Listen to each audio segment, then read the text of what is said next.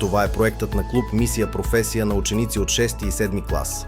Не пропускайте да разберете видовете професии, защо хората ги избират и продължават да ги практикуват. Какво е да си полицай? Професията полицай е една от най-важните за обществото. Основната й цел е да пази реда и сигурността, да защитава хората и да следи законите да се спазват. Полицаят помага при инциденти, разследва престъпления, контролира движението по пътищата и често е първият човек, към когото се обръщаме при проблем. За да бъде добър полицай, човек трябва да притежава различни умения. На първо място – смелост и отговорност. Важни са също добрата физическа подготовка, бързото мислене и умението да се вземат решения под напрежение. Полицаят трябва да може да общува спокойно with хора, дори когато те са ядосани или уплашени. Не на последно място са честността и чувството за справедливост.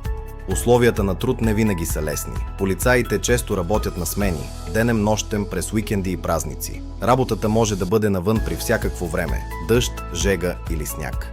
Понякога има опасни ситуации, затова професията изисква сериозна подготовка и дисциплина. Често полицаите работят в екип, а понякога са водачи на кучета, които помагат при откриване на хора и различни вещества. Какви са добрите страни на професията? Полицаят помага на хората и допринася за по-безопасно общество.